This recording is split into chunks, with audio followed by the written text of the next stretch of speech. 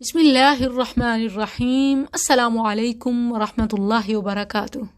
ناظرین و سامعین، الحمدللہ ہم ذی الحج کے بعد ایک اور حرمت والے مہینے محرم میں داخل ہو چکے ہیں۔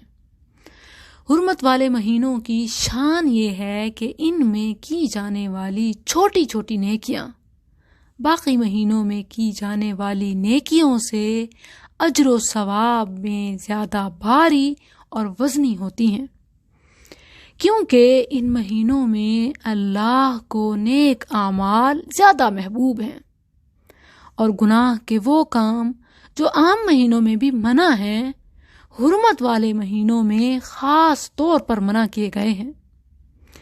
ماہ محرم کے اعمال میں جس عمل کی فضیلت خاص طور پر ثابت ہے وہ روزے ہیں۔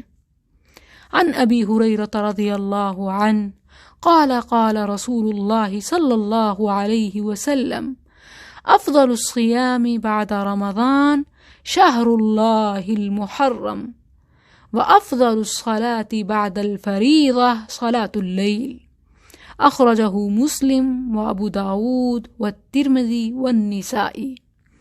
رسول اللہ صلی اللہ علیہ وسلم نے فرمایا، رمضان کے بعد سب سے افضل روزے اللہ کے محترم مہینے محرم کے ہیں، اور فرض نمازوں کے بعد سب سے افضل رات کی نماز یعنی تہجد ہے۔ اسی لیے ماہ محرم میں نفلی روزے رکھنا زیادہ ثواب ہے، جبکہ خاص طور پر یوم عاشوراء یعنی 10 محرم کا روزہ رکھنا گزشتہ 1 سال کے گناہوں کا کفارہ ہے۔ صحیح مسلم حدیث نمبر 1162۔ ابو قتادہ رضی اللہ عنہ فرماتے ہیں، نبی کریم صلی اللہ علیہ وسلم سے یوم عاشوراء کے روزے کے بارے میں پوچھا گیا تو آپ نے جواب دیا، انی احتسب علی اللہ ان یکفر السنہ التی قبلہ، مجھے اللہ سے امید ہے کہ عاشوراء کے دن کا روزہ گزشتہ 1 سال کے گناہوں کا کفارہ ہو جائے گا۔ ناظرین، کیا آپ جانتے ہیں کہ 10 محرم کے روزے کی فضیلت اس قدر کیوں ہے؟ کیا عاشوراء کا روزہ شہادت حسین رضی اللہ عنہ کی وجہ سے ہے؟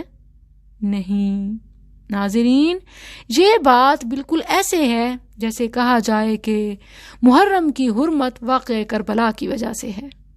یاد رکھیں، اس غلط فہمی کو ختم کریں۔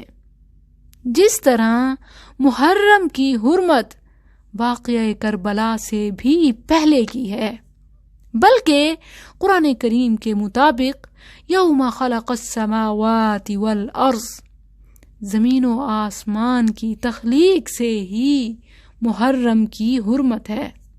بالکل اسی طرح 10 محرم کا روزہ شہادت حسین رضی اللہ عنہ کی وجہ سے نہیں ہے، بلکہ یہ تو نبی کریم صلی اللہ علیہ وسلم کے دور سے امت محمد صلی اللہ علیہ وسلم اور سابقہ امتوں کے شعار کے طور پر بھی موجود ہے۔ موسیٰ علیہ السلام اور قوم موسیٰ کو اس روز فرعون سے نجات ملی تو انہوں نے شکرانے کا روزہ رکھا، اس لیے یہودی بھی رکھتے تھے۔ اس کے علاوہ بھی روایات موجود ہیں کہ بہت سی اقوام کو اس دن آزادی ملی۔ صحیح بخاری حدیث نمبر 2004 اور صحیح مسلم میں حدیث نمبر 1130۔ عبداللہ بن عباس رضی اللہ عنہما سے مروی ہے، جب رسول اللہ صلی اللہ علیہ وسلم مدینہ تشریف لائے تو آپ نے دیکھا کہ یہودی عاشوراء کے دن کا روزہ رکھتے ہیں۔ آپ صلی اللہ علیہ وسلم نے ان سے پوچھا کہ اس دن کا روزہ کیوں رکھتے ہو؟ انہوں نے کہا کہ یہ ایک افضل دن ہے، یہ وہ دن ہے کہ جب اللہ نے بنی اسرائیل کو ان کے دشمن فرعون سے نجات دی تھی، یعنی فرعون اپنے لاؤ لشکر کے ساتھ اس دن غرق ہوا تھا، تو موسیٰ علیہ السلام نے بطور شکرانہ اس دن روزہ رکھا، اسی لیے ہم بھی رکھتے ہیں۔ تو نبی کریم صلی اللہ علیہ وسلم نے فرمایا کہ ہم موسیٰ کی خوشی میں شریک ہونے میں تم سے زیادہ حقدار ہیں۔ چنانچہ آپ صلی اللہ علیہ وسلم نے اس دن روزہ رکھا اور صحابہ کو بھی روزہ رکھنے کا حکم دیا، اور یہی عمل آپ صلی اللہ علیہ وسلم کا ساری زندگی رہا۔ یعنی آپ ہر سال 10 محرم کو روزہ رکھتے تھے، مگر چونکہ دیکھیں کہ اس میں یہودیوں کی مشابہت ہے، جبکہ ہمارے دین میں ہر جگہ یہود و نصارہ کی مخالفت کی گئی ہے۔ تو صحیح مسلم ہی کی روایت ہے کہ صحابہ کرام رضوان اللہ علیہم اجمعین نے عرض کی، اے اللہ کے رسول صلی اللہ علیہ وسلم، اس دن کو تو یہود و نصارہ بڑی اہمیت والا سمجھتے ہیں، یعنی پھر ہم بھی تو ان کی موافقت کر رہے ہیں، جس پر رسول اللہ صلی اللہ علیہ وسلم نے اپنا ارادہ ظاہر کیا، کیا کہ لَئِن بَقِيتُ إِلَىٰ قَابِلٍ لَأَصُومَنَّ التَّاسِعَ، اگر آئندہ سال میں زندہ رہا تو ضرور 9 کا روزہ رکھوں گا، یعنی اہل کتاب کی مخالفت کروں گا۔ ناظرین، عموماً ہمارے ہاں عاشورہ کے روزے کے حوالے سے سوال کیا جاتا ہے کہ عاشورہ کا مطلب تو 10 ہے، یعنی 10 محرم کو عاشورہ کہا جاتا ہے، تو پھر روزہ 9 کا کیوں؟ یہاں یہ چیز سمجھ لیں کہ نبی صلی اللہ علیہ وسلم نے اپنی زندگی میں ہمیشہ 10 محرم کا روزہ رکھا، تو جس نے 10 محرم کا روزہ رکھنا ہے وہ رکھے، یہ اس کے لیے سنت ہے۔ جو 10 کا روزہ رکھے گا وہ سنت کو پائے گا، اور جو 9 کا روزہ رکھے گا وہ نبی صلی اللہ علیہ وسلم کی خواہش کو پائے گا، کہ آپ نے فرمایا لَئِن بَقِيتُ إِلَىٰ قَابِلٍ لَأَصُومَنَّ التَّاسِعَ، اگر آئندہ سال میں زندہ رہا تو ضرور 9 کا روزہ رکھوں گا، مگر پھر آپ صلی اللہ علیہ وسلم فوت ہو گئے۔ ناظرین، یہ وہ مسائل ہیں جن میں بہت وسعت ہے۔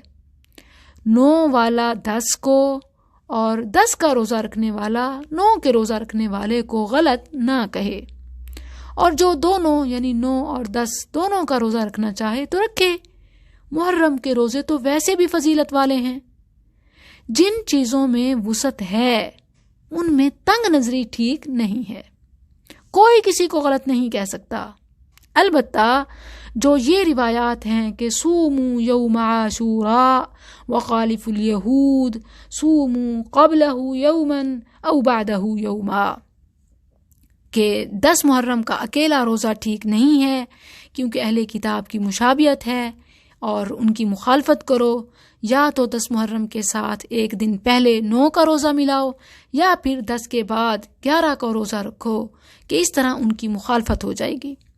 جو یہ روایات ہیں، یہ احادیث پیش کی جاتی ہیں، انہیں شیخ البانی نے ضعیف قرار دیا ہے، اور السلسلہ الضعیفہ میں منکر بھی کہا ہے، تو یہ روایت ٹھیک نہیں ہے۔